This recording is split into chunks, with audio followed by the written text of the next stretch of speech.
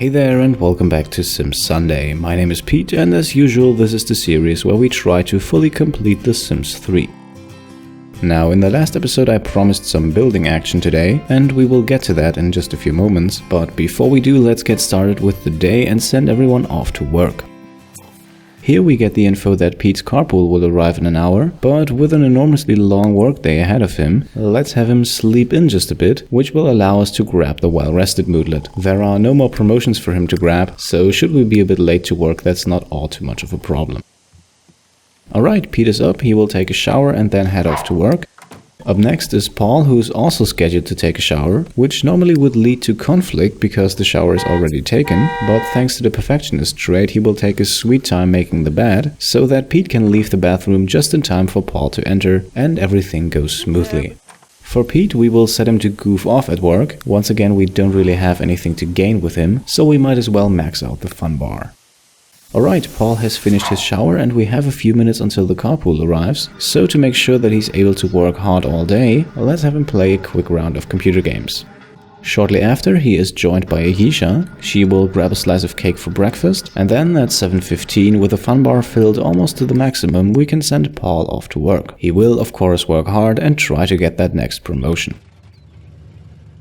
With a bit of time on our hands still, we can send Ayesha to take a shower and then jump over to a very hungry Patrick. Ayesha has cleaned up and will now leave for work, while Patrick can grab breakfast. We will set Ayesha to play golf at work, a unique bonus for completing the medical career, a bonus that also raises her fun bar. Well fed, Patrick can now hurry up to catch the school bus. We will set him to normal effort and then we conveniently have everyone out of the house. Before we start building, let's collect our weekly investment money, and for the 2 lakes we own, we can find that under the real estate option. Alright then, with 86,000 simoleons, let's get started. First off, let's clear the area and park everything in the family inventory. We won't sell anything just yet. You never know what ideas you might get while building and we might use a few of the items here. At this point at least, my plan is to keep the majority of the stuff. Let's also not forget the windows and doors and also those reward certificates, and now that's everything cleared out. Up next we can destroy these walls here inside. As this will become a garage, they are no longer needed. Then let's also move the trash can and the mailbox over to the side here, and begin by dragging this wall out 1 square to the right, just to make things look nice and symmetrical later. We will begin with the garage doors and place 2 of them, one on the left, one on the right and a square in between. Then we can put 2 parking spaces inside so that we can actually use the thing as a garage and put a car in there, and with that we have the basic functions already covered. Now we can focus on making the whole thing look a bit better. Let's start with some lights. We can place 1 in the middle and then 1 in each corner. That should light up the room nice and evenly. Up next, our garage floor. I decided to go with the tar and gravel textured floor. It's very cheap but looks quite nice, and we can fill the entire room with that. Now we can already place the first object back on the lot, and that would be the police cruiser. But we are of course not done yet. I have switched to night mode to see the lighting a bit better, as we will now place the exact same floor that's inside in front of the garage. Alright, up next let's place some lights outside, and we can go into the create a style menu to make those look a bit better. I do have a very specific style for this house in mind. Alright, let's put them up a little bit higher and then take 2 more of them, 1 for each side of the garage. And also at night that looks quite nice. Alright, up next we have the wall covering, and one of the problems with wall coverings in The Sims 3 is this. Some of the wall sets that belong together are actually differently colored, just slightly, but enough so that it makes using them a little difficult. There is one set, however, that does not have that problem, and that is this one. So that's the one we're going with. Of course we will run it through Create a Style first. Alright, that's more like it, and this black and white theme is what I will be going for in the entire building process. Now let's place the corners on the left and right here, apply the same style to them as well, and we also want to darken those cornerstones. Lovely. Now the only thing that is left is to apply that all around the house. Alright, that doesn't look too bad now, does it? One thing that is still missing is a roof, however, so let's quickly change that. As color option, we will use the dark gray slates, and for the top we will once again use the tar and gravel texture. Both of those color options fit the wall design very nicely. Now for the walls on the inside. We will keep things rather simple, this is a garage after all, and we will therefore go with this very simple light gray paint. Then we can already add some decorations and put an electrical box between the two garage doors, and then we can already shift our attention to the main home. We can move the tree out of the way and then add a 14 by 10 building. Inside of that building we can already separate the rooms. We will have two 5 by 4s on the top left and right corners and one 4 by 4 in the middle. We can then apply the same wall covering that we already have on the garage, while always making sure to keep the corners different. Up next, let's add just 2 windows in the front here and then put in the door. But this is one of my favorite doors in the entire Sims series, and after making some adjustments in Create Style, I think it fits in here very well. Up until this point, everything has been fairly basic. Now we will go a bit upper class and add some columns. We will make them fit the rest of the house, and then let's place 4 of them in front of the house. We also have to move over the windows slightly so they fit into the spaces between the columns. Up next, we will add a barrage of bushes. Those go between the columns. We will leave the entranceway empty, however, and serve as both decoration and a bit of shielding from the outside world. With the bases of the entrance area covered, we can already place the mailbox and the trash can back in front of the house. However, the blue of the trash can does not really fit in here, so let's change that up quickly. Wonderful. Now we can add a side entrance to the garage, and also cover that small room next to the garage with the same floor and wall textures. The door here is still a dark brown, so let's switch that to black and then add a second one that leads right into the garage. Then we can focus back on the main building and already place the essential items for the 3 rooms we just created. Bedrooms on the left and right and the bathroom in the middle. We can also already put the kitchen back in and also add the dining table with some chairs and the computer. Now it is time to take care of the walls here, and for that we will use this as a base. Once again we will create our own style to match the outside walls, and we end up with some very light gray paint surrounded by some dark black wood on the top and bottom. That will only be the wall decoration for the main living area. For the bedrooms we will use the same base, but we will tweak it so that we will end up with a nice fiery orange. For the bathroom we will then use the standard set of black and white tiles. Up next, the floor, and this decision is something I'm still unsure about. In the end I went with this texture, changed it up so that we have now 2 different shades of gray, and also applied that in the bathroom. This is now a stone floor and I do like the way it looks, but I'm not sure if we will keep it forever. For the bedrooms we went with some carpet, and I changed the color of that to a very light gray. Right, that's what we have so far. Looks very nice, but a bit empty still. So in the next step, let's make sure that we can actually access the rooms and add some doors. We will use this one as a base, but then tweak the outside so that it looks like a stone texture, and then also change up the wood texture inside and make that white. 1 for each of the 3 rooms, and then we can focus on windows. I really like these ones with the flower boxes. They do make the house look good from the outside, and once again we can add our own twist to them and then place 2 in each of the 2 bedrooms. We have to rearrange the sink in the bathroom a bit so that we can add this double wide window here, and then we can apply the same color scheme to that. Lovely. Now before I forget that, some inside decorations on the windows as well. In the bedrooms let's add some curtains, and we will keep all of those in a dark gray. I think that contrasts very nicely with the orange walls.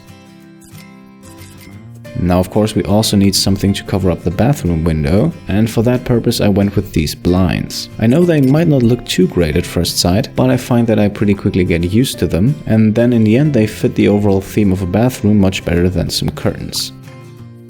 And now with the easel we can put another item back in, however also one that needs some refurbishing. Much better. From the family inventory we can then also grab the lamps and place them in the bedrooms and the bathroom respectively. Those in the bedrooms fit in quite nicely and can stay the way they are, and so just the one in the bathroom needs some minor tweaking. With the dresser here in the corner we then open up a nice little area. Yes, that's right, this will be our dressing area. We can then buy this mirror, which is by far the best looking one in the game I think, and also add some decoration on top of the dresser. A beauty box and a plant, and suddenly the whole thing looks a lot better. We switch back to night mode to add some lighting, a whopping 350 simoleons for this one, but at this point I don't think we have to worry about money. Up next is a nice carpet that I might switch to another design later. I might just switch the colors and put the black inside and the white on the outside. After the dressing area we will now make a work area. So far we have used the cheapest desk and chair available, and I think with over 70,000 simoleons we can focus a bit more on style and comfort. I might tweak the chair again later. To decorate the area we can use one of Paul's paintings. That should give a nice mood boost to everyone working here, which most likely will be Paul himself. We can also add the laptop and then add this board to decorate the place further, and then switch back over to night mode to tweak the lighting. The desk still looks a bit empty, so let's add some pen and paper and a telephone, and we can also put a small plant here as well. Then we can add the portraits of Pete and Ayesha next to the easel, and let's actually jump back to live mode real quick to frame the one of Ayesha. Up next we can do some creative style tweaking on both the dining table and the chairs around it. Once again we will go for the usual black and white color scheme. We can then get rid of one more item from the family inventory and place the teleportation pad outside, well hidden in the corner behind the bushes. We can also put the TV back and also tweak that a bit to remove the dark brown wood and make the whole thing fit in a bit better. We can then sell a few things from the family inventory, namely the windows and doors and the cheap desk and chair that we just replaced. Then we can shift our attention over to that small room that leads up to the garage. I have some ideas on what to do with this later. For the moment though, let's simply add some lights and the exercise machines. And then, after adding all of the certificates here, I noticed that we can actually see what those are for, so let's leave the two for the athletics skill for Pete and Ayesha here, and the other ones can then be put up elsewhere. Let's add a plant for decoration purposes, and then this room is done with. Now we can get to work on the details in the bathroom, and the first order of business is to sell the cheap sink and the mirror above it, and then we will buy this counter. Make it fit in, and then add 3 more. Now this serves as a very expensive but also very nice base for the next steps. First we will add 2 sinks. Yes, we have 2 bedrooms, so why not add 2 sinks? Then we will buy this giant mirror for roughly 1000 simoleons, and then we can start to decorate the place. Some toilet paper, another beauty box, and also some towels. And with those towels it's where we first set the accent color for this room, which is going to be a nice turquoise. We can then grab that carpet from outside that we used way back in our wedding and also switch that up to make it fit the room. Just like with the first carpet, I might change that up later. Not entirely sure if I like this.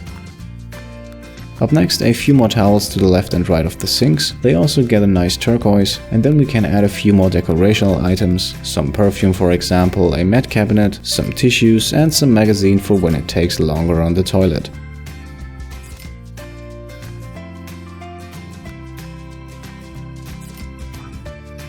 We are almost done and can get back to the gameplay shortly. One more thing is to add a bookshelf next to the desk right here that we can for example store all of Paul's written books and maybe also the bait books that we purchased with Patrick. Then we can quickly tweak the beds to fit the overall style of the house. Add a few more paintings to further increase the decoration level of this room. This will give a nice mood boost to everyone, especially important for Paul when he's writing or painting. Then we can add a few more of the items from the family inventory, some plants and some paintings. And with these paintings I honestly don't know where they came from. Maybe they have been in the mail at some point. We can also put the certificates up on the wall here. And then get all of our smelted metals inside. Outside we can place the 2 torches from the wedding in front of 2 of the columns, and then I noticed that I forgot about 1 item. Because it was still lit, I was unable to put the fireplace in the family inventory, and now we can make some room for it on the wall here. I also added some rooftops to the whole building, and we're going through this a bit quicker now to wrap things up. We can put both the tree and the bushes to the left here, right next to the driveway. Then inside you can see I've placed this little carpet behind the door. I also completely forgot about lighting in the kitchen area, so let's add something big for that purpose. And then I transferred all of the smelted ingots from the living room to that little workout area. That was done to make room for an absolute moodlet booster, and that is the most expensive stereo, which we can place in front of the window here, and this can give a plus 30 mood boost, very useful once again for when Paul is writing or painting. And then we can switch back to live mode to make some final adjustments, set this door as our front door, and also turn on that stereo for a permanent mood boost. For copyright reasons I have turned the music slider off. Then we can begin filling the bookshelf with all of Paul's written books, and then jump ahead in time a bit and over to the hospital to Ayesha. Her fun bar has filled to the maximum by playing golf, so we can now focus on the social bar and have her chat with her co-workers.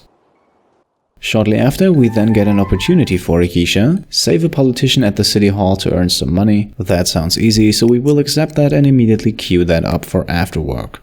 Speaking of queuing things up, for Patrick we can decide on his after-school activities, and today he will use goldfish as bait to fish for black goldfish. Then switching over to Paul, who has finished another day at the office in the journalism career, and once again he has just barely missed a promotion. 10-15 more minutes of work and we would have had that one in the bag. Now we can waste another day of working.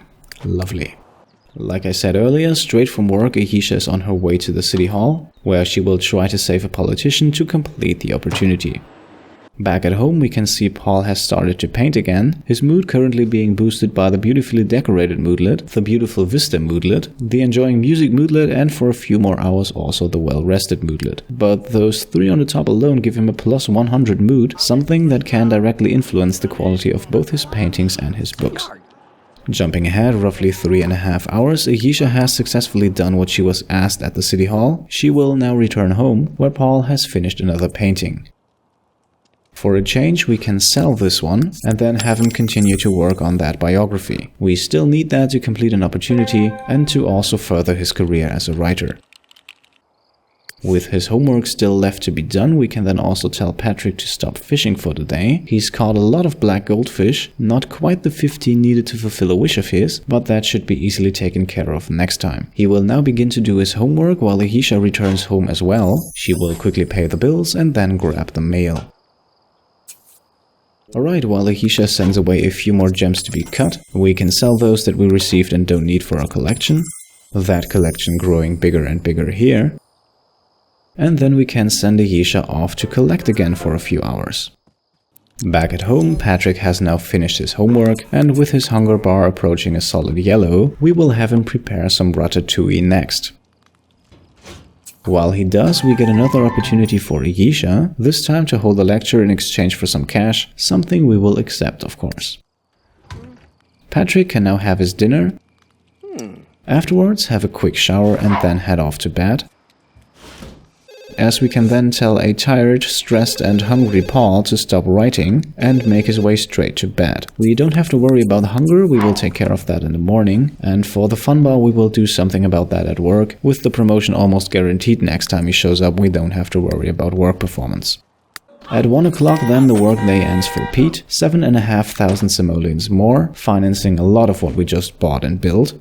And just a few seconds after Ayesha comes home from her collecting trip, Pete also arrives back home and both of them can go to sleep. And that brings a very building heavy episode to its end. I very much hope you enjoyed this. I didn't plan for the building part to go that long, but simply there was just a lot to do. There are still a lot of things that we can build and I would like your input on that. Off the top of my head, some of the things are a small garden, a gym, maybe a little chess area. Basically a few spots to honor the activities and skills that both Pete and Ayesha completed in their lifetime so far. Feel free to leave a comment down below about what you would like to see me build next, and then I can say thanks for watching and I'll see you next time.